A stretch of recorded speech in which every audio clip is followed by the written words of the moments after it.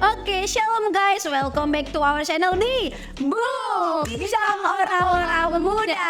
Oke teman-teman, pada malam hari ini aku kedatangan dua bintang tamu yang undangnya cukup susah, cukup sulit karena kedua hambanya ini, kedua bintang tamu aku ini adalah orang spesial di kompleks kami ini, orang yang paling sibuk, banyak banget, ada S2, harus mengerjakan ini, itu segala macam, jadi banyak sekali kesibukannya. Jadi berbahagialah untuk teman-teman muda yang hari ini, malam ini mengikuti tayangan kami karena bisa berbicara langsung.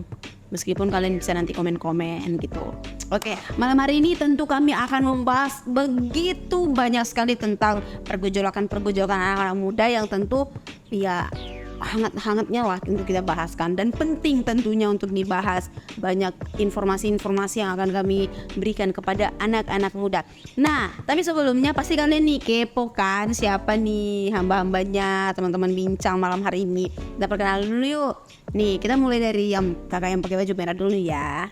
Oke kak. Halo guys, perkenalkan nama saya Thea. Saya salah satu staf di Sekolah Tinggi Teologi Guys, di tempat ini. Staff guys, staff. Tapi masih muda kan bu? Masih muda dong. Oh ibu, kebiasaan panggil ibu. Masih muda kan kau? Masih dong Tere. Ya. Pasti masih muda. udah punya pacar belum? Udah punya, puji Tuhan sampai saat ini udah punya. Dan masih setia pastinya. Masih setia, nggak ada lirik kanan kiri ya. Hampir, tapi puji Tuhan menangkap kembali. Hampir ada lirik kanan kiri ya. Wow, pantas ada kemarin. Hanya Tere. Ya. Terus nih gimana nih dengan kakak? BTW kita pakai baju hitam ya. Hitam. Padahal kami nggak janjian serius. Kami nggak janjian malam hari ini guys. Oke, untuk kakak ini. Halo guys, kan nama saya Kensia Marta. Saya tingkat 5 di Sekolah Tinggi Teologi Aibas Unhad. Lebih spesifik lagi dong, kayak aku tuh udah punya pacar, atau aku baru putus, atau privasi, aku lagi buka hati. Oh itu privacy, nggak perlu Oke teman-teman, nanti kalian kalau masih kepo pengen chat langsung sama kakak-kakak ini bisa langsung chat di ini, nanti kami sertain ada sosial medianya para kakak-kakak ini. Oke kak, jadi nih kak, aku mau nanya nih seputar kan kakak udah sampai saat ini udah jadi seorang staff, tentu udah melewati lika-liku kehidupan kan, udah melewati banyak pembentukan selama berapa tahun kan kita Lebih di sini udah 7 tahun. kok bisa 7 tahun? Kayak 5 tahun pembentukan, 2 tahun ikatan bis. Oh iya, udah kurang lebih 7 tahun nih kan.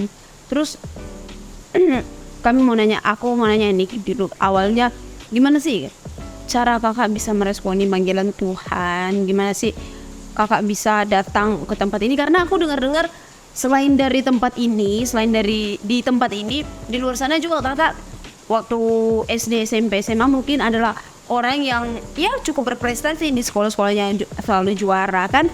Otomatis anak-anak yang juara itu tentu punya penawaran yang lain kan daripada hamba Tuhan ini, kayak mungkin ada beasiswa dari sana sini, masuk ke jurusan yang lebih berkelas lagi, wow lagi.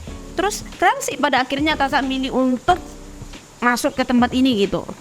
Oke, jadi ini guys dan teman-teman di sini, pastinya setiap panggilan itu didasari oleh panggilan Tuhan itu sendiri serta firman Tuhan. Dan pastinya banyak sekali hal yang Tuhan lakukan dalam hidup kita ketika Tuhan itu memanggil diri kita. Dan secara pribadi, kalaupun ditanya tentang panggilan saya itu di tahun 2016 pada saat acara KPS. Oh teman-teman tahu nih, pasti teman-teman ada yang pernah ikut acara KPS. KPS itu Kebaktian Pemuda Sumatera Bagian Selatan. Jadi tuh SPPM ada kan? Wis, di sini diadakan. Yes. Jadi tahun 2016 itu temanya acara adalah Kofadis Christian Youth. Artinya mau kemana anak muda sekarang? Nah pada saat KKR dan juga pada saat acara pada waktu KPS itu, di situ Tuhan memanggil saya melalui firman Tuhan dalam Yakobus pasal yang kelima. Ketika kita sudah merancangkan segalanya tapi tidak melibatkan Tuhan, maka Tuhan sendiri yang akan arahkan kita. Karena pada waktu itu posisinya saya sudah dapat kerja. Katanya kerja, diterima kerja nih. Waktu itu saya tes di Batam, penempatannya di Jakarta. Itu tim kerja apa nih? Itu salah satu perusahaan minyak. Wah, perusahaan minyak banyak. Iya, kayaknya itu adalah kayaknya semua kesempatan emas untuk kamu mendapatkan pundi-pundi yang banyak. Dan nggak semua orang bisa. Benar. Kayaknya itu susah juga sih banget. Iya. Betul sekali. Tapi ketika saya ikut KPS, saya sempat izin sama mama saya. Saya di situ benar-benar merasakan bahwa panggilan Tuhan itu ada dalam hidup saya. Kenapa? Karena pada dasarnya ketika orang itu sudah dapat kerja, pasti hatinya itu akan melekat kepada itu.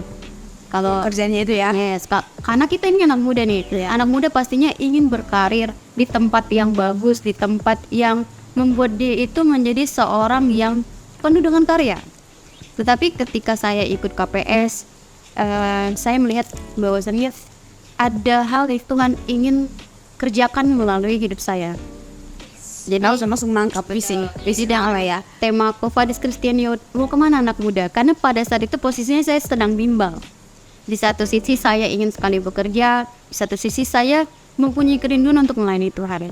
Tapi ketika saya benar-benar merenungkan, saya benar-benar merasakan bahwa panggilan itu terus kuat setiap harinya ketika mengikuti KPS, bahkan setelah mengikuti KPS, maka saya memutuskan untuk terima panggilan itu. Kurang. Iya, keren sih.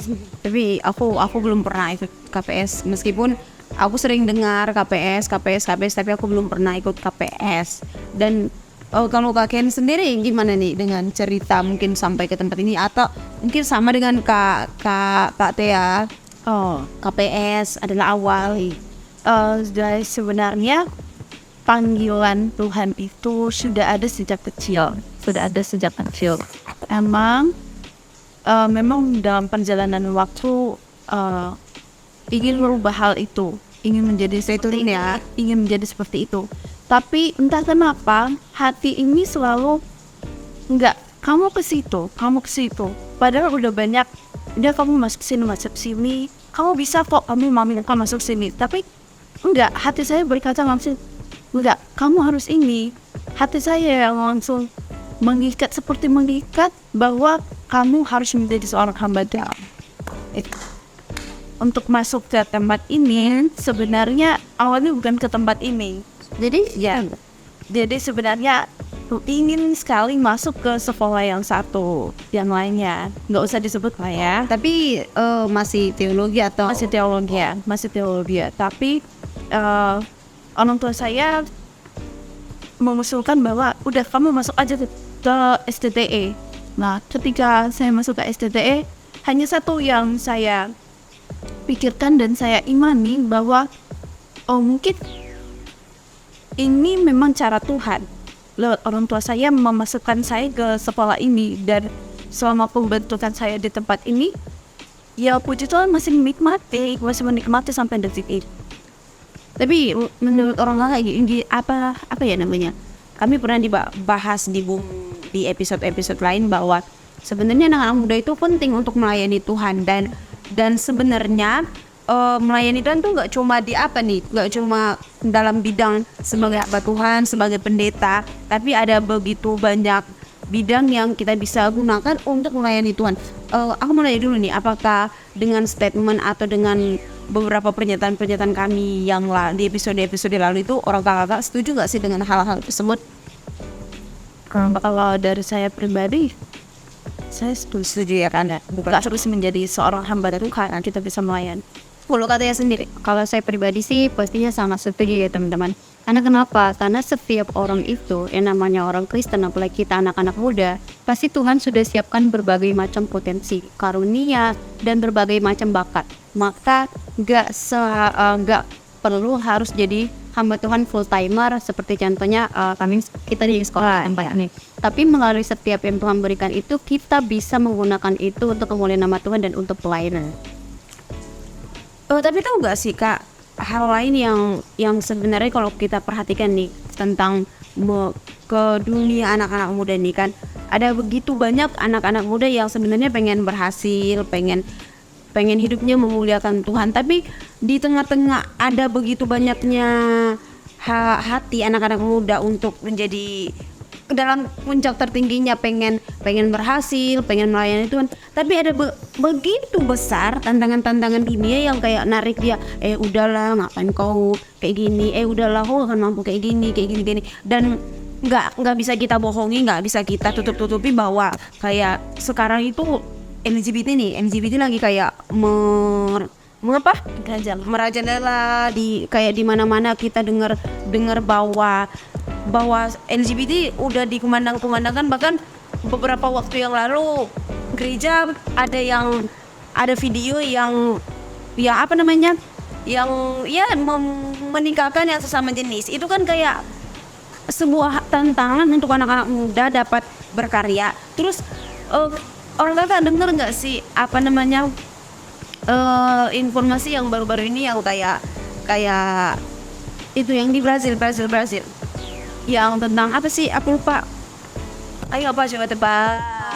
Ya betul, karena satanik. Iya karena satanik itu kan sebenarnya nggak tahu sih Mbak, kalau aku sendiri untuk memahami tentang karnaval yang terjadi itu kan memang trending topik toh untuk akhir-akhir ini. Aku nggak tahu bagaimana sih sebenarnya kejadian itu, kenapa itu bisa terjadi, kenapa mereka bisa mengarahkan itu, aku nggak tahu. Dan aku kayak nggak mau komen sih dengan hal itu. Kayak banyak sih menurutku tarikan-tarikan di dunia saat ini kan. Jadi aku mau nanya ini, di zaman kita kan beda zaman nih, kakak zaman anak kan 2000-an 1999, kakak 2000-an sama satu zaman kita. Di kehidupan sekarang dengan kehidupan kakak waktu SMP, SMA dan setelah SMA, gimana sih tantangan-tantangan yang kakak alami? Apakah benar-benar kayak gini kan yang kita diperhadapkan dengan LGBT, narkoba, dengan penyembahan berhala lah kita bisa bilang kan. Kalau di zamannya kakak nih yang tahun 99 kan, itu apa sih yang menjadi goncangan bagi anak-anak muda gitu? Oke, kalau tahun lahir saya kan 98 tuh. 98 ya. Jadi kalau buat dalam tahun-tahun itu, lagi dalam masa-masa sekolah, pastinya banyak sekali hal-hal yang buat anak muda itu ingin dalam tanda kutip itu mencari jati diri. Jadi melalui setiap pergaulan mereka itu, atau kita sebagai anak-anak muda pengen sekali diterima dalam suatu komunitas. Jadi kalau kita berbeda, berarti kita otomatis akan dijauhi dari komunitas itu. Jadi untuk diterima dalam komunitas pastinya kita harus sama, dan pastinya kita juga harus ikut gabung.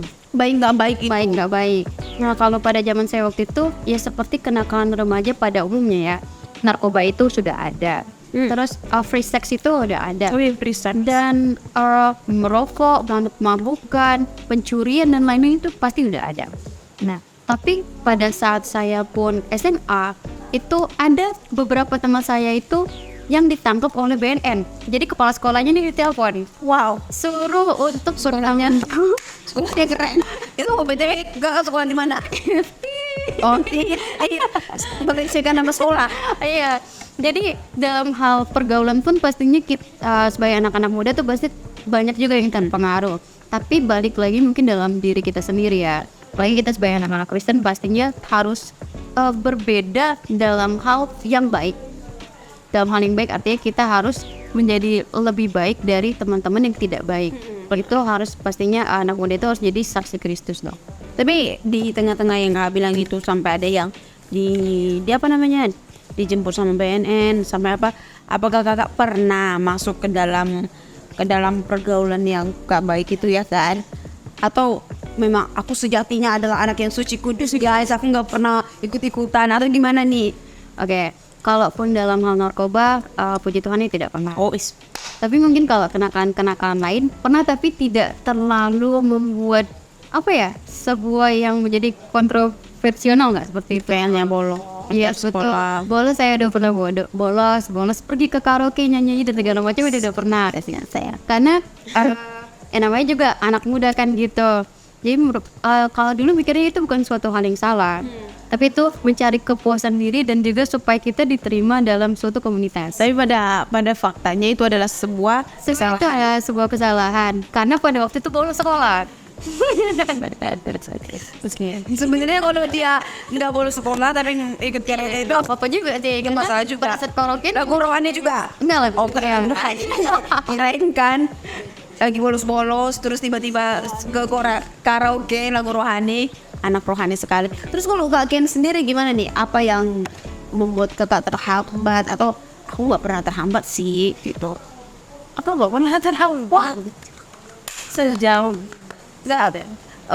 Kakak pernah berada dalam lingkungan gimana nih teman-teman kakak atau pergaulan kakak? pernah nggak sih pengalaman yang nggak jauh dari apa yang dijelaskan oleh katanya sih, bahwa ya senakal remaja yang biasa kita temui adalah paling sering pada waktu itu adalah narkoba, terus kemudian merokok, tahu rokok yang dibakar pakai yang daun itu, daun terus dibakar. Ganja sih enggak sih itu namanya gimana? Bukan ganja, apa sih namanya? Itu Oh kakak nggak tahu ya. yang penting yang pernah saya lihat mereka yang itu, dan itu sampai dibawa ke dalam sekolah pada waktu istirahat mereka melakukan itu. Berapa bikin sial? Berapa ini?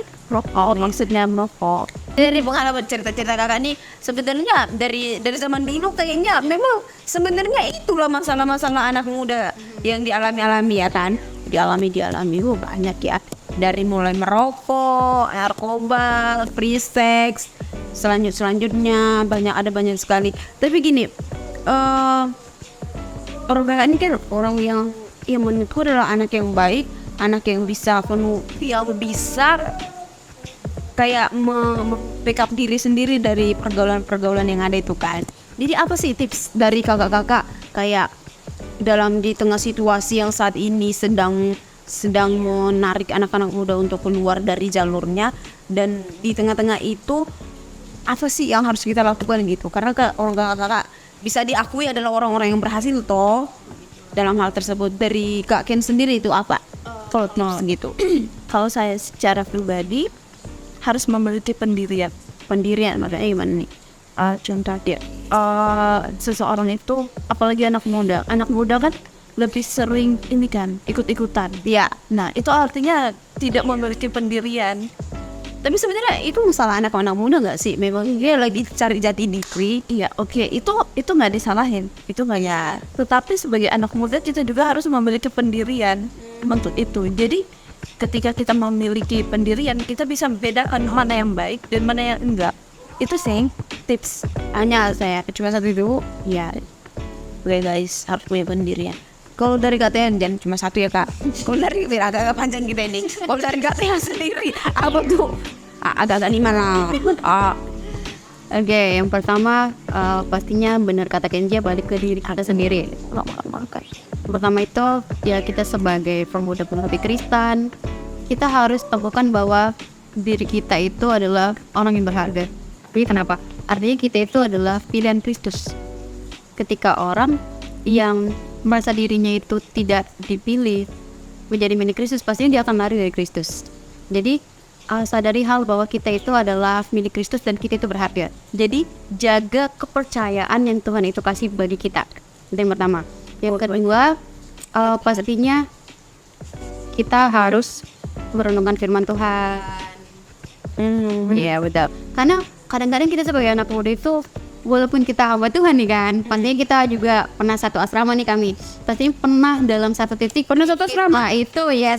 Kita itu pastinya malas baca firman Tuhan. Akuin aja lah di hadapan Tuhan dan di hadapan Itu sudah bos. ya, tapi Kebetulan enggak guys, itu semua ada kebetulan.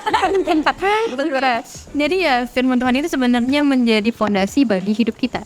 Jadi kalau firman Tuhan itu udah kita baca, kita renungkan, kita lakukan, maka dalam diri kita sendiri pun pasti kita sebagai anak Tuhan, kita memiliki pergaulan yang sehat. Karena kita akan menjadi dampak atau pengaruh bagi orang-orang sekitar kita. Yes, betul. Kayak tanda-tanda. Terus yang ketiga itu tadi selain membaca firman Tuhan dan harus kita itu punya komunikasi yang baik dengan Tuhan. Karena tanpa Tuhan kita itu nggak bisa lakukan apa-apa. Nothing that. Yes. Walaupun kita sebagai hamba Tuhan dan juga teman-teman sendiri mungkin sudah Kristen sejak lahir, tapi kita sebagai orang Kristen, anak-anak muda, kita harus setiap hari berkomunikasi dengan Tuhan. Bener sih. Nah, kalau kita nggak ada komunikasi sama Tuhan, komunikasi itu terputus, pastinya dalam hidup kita juga ada sesuatu yang kosong. Contohnya ada nih teman-teman atau Terry atau Kenzia, kita punya crush, ya, kita punya crush nih. You know crush? No, I don't know. Oke, crush itu kita punya pasangan nih. Suatu hari aja Bener nggak tahu apa itu. Apa itu? Satu hari aja kita misalnya nggak melakukan komunikasi, pasti ada sesuatu yang hambar dalam hidup kita. Bener Andere, bener kan Dit? Nggak tahu Wak. Kayaknya hidup gua hampa terus. Karena ada itu. Anggaplah komunikasi itu seperti itu. Jadi kalau kita tanpa komunikasi dengan Tuhan, ya itu ada suatu hal yang kurang dalam hidup kita. Berarti sederhananya sebenarnya anak-anak muda itu harus jadikan pacar pertama ini Tuhan Yesus ya kan? Cinta pertama dan ya pastinya cinta pertama dan seumur hidup. Ya cinta. Kalau cinta pertama dan terakhir, film itu nggak sih Kak? Ya, pernah waktu masih banyak. Jadi kayak apa ya?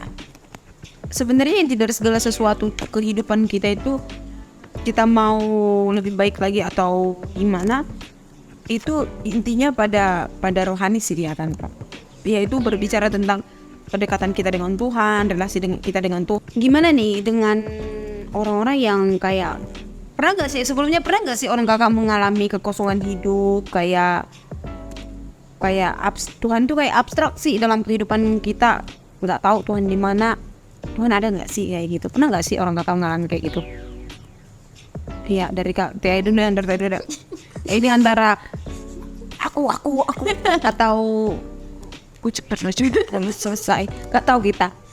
Oke, kalau untuk saya sendiri sih pastinya pernah mengalami kekosongan hidup, seakan-akan Tuhan itu nggak ada. Pasti semua orang juga pernah mengalami seperti itu. Kenapa? Ya, kalau pengalaman pribadi sih kenapa? Karena mungkin dari keluarga sendiri sih. Oke. Tapi intinya kakak pernah. Ya, pastinya pernah dong. Kak, pernah nggak sih kakak ngalami kekosongan dalam hidup? Bertanya-tanya tentang Tuhan di mana? Gitu. Pasti pernah. Saya juga pernah. Pernah sih kalau aku. Tapi kakak dulu kebetulan. Pertanyaan akan keberadaan Tuhan itu saya pertanyakan karena diri saya sendiri. Asal dari diri saya sendiri. Kenapa? Kalau saya bertanya-tanya, apakah saya betul-betul mencintai Tuhan saya? Kan beda tuh, kagum, rasa cinta. Kenapa harus sekali? Kenapa gak pernah nangis? Kenapa lo Kak? Nangis nggak kita kayak lagi curhat dong marah. Ya, dan itu adalah titik terberat.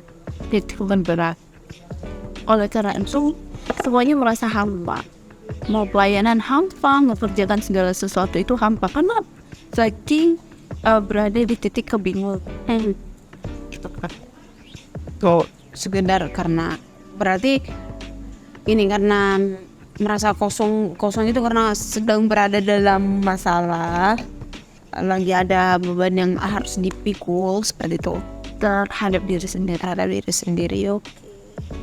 Kalau katanya sendiri, pernah nggak sih ngerasa kosong atau Tuhan itu selalu penuh dalam hidupku guys? Ya kalau buat merasa kosong pastinya pernah dalam titik seakan-akan kemana sih Tuhan, kok ketika aku pun menyerahkan diri sebagai hamba Tuhan, aku meninggalkan tuh setiap tawaran kerja yang pernah aku terima, tapi ketika aku masuk di tempat ini rasanya seperti aku salah pilih jalan. Masa itu sempat pada titik seperti itu, tingkat 2. Wah, udah tingkat 2 ya? Udah tingkat 2. Jadi seperti ada suatu hal yang kosong. Mungkin saat itu sedang pastinya mungkin sedang dalam pergumulan keluarga, Pasti karena kita pun sebagai hamba Tuhan, kita rentan juga yang namanya kalaupun keluarga kita itu lagi dalam masalah, pasti kita kepikiran juga nih pembentukan di tempat ini. Jadi kenapa sih Tuhan ketika aku udah serahkan diri tapi kok keluargaku gitu-gitu aja? Itu pernah dalam titik seperti itu.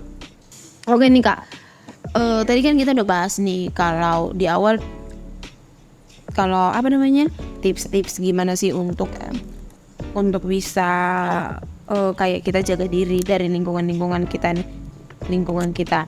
Tapi kalau misalkan kayak yang kita pertanyakan di akhir nih tentang diri kita sendiri nih, kan kalau tadi itu dari lingkungan toh, dan ini dari dalam diri sendiri kan kita merasa kekosongan hidup, ya berarti dari dalam diri kita sendiri. Gimana nih cara-cara kita untuk bisa keluar dari kekosongan itu atau mengisi kembali yang kosong itu? Nah, kalau kalian Satu hal sih, ketika merasa hampa, jangan pernah berhenti untuk berdoa. Berdoa ya berarti. Berdoa, baca firman-Nya. Meskipun hampa, sehampa apapun. jadi meskipun nggak tahu ini kita baca apa gitu, Bukan nggak tahu baca apa. Sorry, kan terkadang kita tidak tahu makna dari. iya maknanya maksudnya itu gitu kan. Meskipun tidak tahu, tetap baca dan berdoa. Jangan lepas dari itu. Itu Kang alami sendiri. Wow, luar biasa. Cukup satu, nggak mau 2, 3. Oh ya, ada banyak yang bisa memakan coba. Oke, Kak Tia sendiri gimana cara untuk keluar dari kekosongan kehampaan ini? Oke, kalau kita sebagai hamba Tuhan sih pastinya yang pertama itu akan ingat lagi panggilan yang pertama. Ingat panggilan pertama, gimana bahagianya ketika kita itu diberi kepercayaan untuk jadi hamba Tuhan. Nah itu karena kenapa? Karena misal kayak kita ini hamba Tuhan, kita dipilih dari berbagai macam daerah. Tapi kenapa harus saya? Kenapa harus Tere? Kenapa harus Kenzia yang jadi hamba Tuhan? Berarti ada satu hal yang istimewa dalam hidup kita. Begitu juga dengan anak-anak muda yang mungkin saat ini sedang dalam kekosongan, tapi ingin mengisi kekosongan hati itu lagi. Jadi ingat pertama kali kapan kita itu jatuh cinta kepada Tuhan. Jadi ketika kita ingat pertama kali masa-masa manis kita jatuh cinta kepada Tuhan, itu akan membuat kita semakin berakar lagi, iman kita itu semakin kuat lagi dong. Nanti mau lagi yang awalnya udah sempat layu, kita jadi disegarkan lagi. Wow. Pastinya harus setiap hari ingat kebaikan Tuhan dalam hidup kita. Meskipun hati kita sedang kosong, tapi pasti dan selalu Tuhan itu isi setiap hari di hati kita itu berkat, sukacita, kebahagiaan. Mungkin dalam tanda kutip itu tidak kepikiran kita, tapi pastinya setiap hari Tuhan beri itu doang. Oke teman-teman, udah sebegitu panjangnya percakapan kita pada malam hari ini. Ini mulai dari berbicara tentang gimana sih Tuhan manggil kita, dan tadi memang udah kita sepakat ya kalau Tuhan manggil kita itu kalau untuk melayani Tuhan itu nggak hanya sebatas karena panggilan untuk menjadi hamba Tuhan, tapi ada begitu banyak sekali cara Tuhan memakai kita dengan profesi kita, dengan bakat kita untuk melayani Tuhan. Jadi tadi udah kita bahas tuh, terus udah kita bahas lagi tentang gimana untuk menghadapi dunia zaman sekarang, gimana apa. Nah di akhir perbincangan kita pada malam hari ini ada nggak sih dari kakak-kakak nih kayak quotes gitu atau closing statement untuk anak-anak muda di luar sana yang saat ini mungkin sedang mengalami titik terendah atau bagaimana lah gitu. Ada Oke guys, saya nggak tahu apa yang menjadi masalah dalam kehidupan sobat-sobat muda sekalian. Mungkin entah itu masalah keluarga, entah itu karena tidak diterima oleh lingkungan atau keluarga yang tidak menerima kehadiran kalian, dan pastinya masih banyak hal-hal yang membuat diri kalian hampa sehingga kalian melakukan segala sesuatu untuk mengisi kehampaan itu. Tapi ingat, kalian boleh melakukan itu semua, tapi harus ingat lagi, kembali kepada Tuhan. Kehampaan, kebahagiaan yang kamu terima pada saat itu hanya sementara. Tidak sama ketika kalian mengingat akan kebaikan Tuhan di dalam kehidupan kalian pribadi. Itu sih quotes dari saya. Oke, puji Tuhan. Dari Kavia sendiri? Oke, kalau dari saya untuk teman-teman muda dimanapun berada dalam hidup ini mungkin banyak sekali yang teman-teman alami. Mungkin kita juga di sini alami. Tapi satu hal yang pasti bahwa Tuhan tidak pernah tinggalkan kita. Tuhan tidak pernah tinggal ketika kita jatuh segelap apapun. Pasti tangan Tuhan itu tidak pernah terlewat dalam hidup kita. Dia akan selalu menolong kita. Dan pastinya Tuhan itu sayang banget sama kita semua. Nih teman-teman, kalau dari aku sendiri nih gini, aku tertarik nih dengan tema yang buat kakak bertobat, Kofadis Christian itu kayak kemana anak-anak muda ke depannya kan. Jadi memang pertanyaan itu sebenarnya harus ada nih di dalam diri setiap anak-anak muda, kayak kemana sih aku setelah ini gitu. Jadi dengan pertanyaan gitu akan memberikan jawaban yang aku mau kesini nih, aku mau kesini. Jadi anak-anak muda punya tujuan yang pasti untuk melangkah. Dan satu pesan saya, kemanapun kita melangkah, selalu andalkan Tuhan, selalu serahkan semuanya kepada Tuhan, biar Tuhan yang bekerja dalam setiap pelayanan yang engkau kerjakan. Karena menurut saya Tuhan itu bukan hanya sebagai konseptor terbaik, tapi Tuhan adalah ahli dalam setiap karya yang Ia kerjakan. So teman-teman muda dimanapun kalian berada, mungkin saat ini teman-teman sedang berada dalam kekosongan, kebimbangan, kehampaan, atau apapun yang menjadi pergumulan, pergejolakan kalian, dan teman-teman mungkin rindu untuk didoakan, untuk sharing. Kami dari tim Creative Boom, kami membuka layanan untuk teman-teman bisa kita sharing bareng, dan mungkin ada yang mau doakan, hubungi nomor di bawah ini, dan bisa juga nanti hubungi nomor kakak-kakak yang ada di samping sebelah kanan kiri saya untuk mungkin konseling seperti itu lah ya kan. Jadi teman-teman, untuk mengakhiri percakapan perbincangan kita pada malam hari ini, kita mau tutup dulu ya dalam doa. Terima kasih kakak yang berdoa. Kita berdoa. Tuhan, kami mengucap syukur, terima kasih untuk malam hari ini kami boleh berbincang-bincang bersama dengan sobat-sobat muda yang ada di rumah. Terima kasih Tuhan untuk setiap karya Tuhan, setiap kebaikan Tuhan yang boleh Tuhan terus nyatakan dalam kehidupan kami. Kami bersyukur Tuhan sebagai anak-anak muda, kami dipilih, kami dipakai Tuhan untuk melayani Tuhan. Seperti apapun status kami Tuhan, tapi Tuhan, kami mau serahkan hidup kami seutuhnya hanya untuk kemuliaan nama Tuhan. Tuhan berkati sobat-sobat muda Kristen dimanapun mereka berada, dalam setiap tugas tanggung jawab, pekerjaan, pendidikan mereka, semuanya Tuhan berkati. Sehingga ya Tuhan, hidup kami sebagai anak-anak Tuhan, sebagai pemuda-pemudi yang sudah diberkati Tuhan, kami boleh menjadi terang, kami boleh menjadi garam, bahkan kami boleh menjadi berkat dimanapun kami berada. Terima kasih ya Tuhan, di dalam nama Tuhan Yesus kami berdoa, haleluya, amin. See you guys. Oke, see you.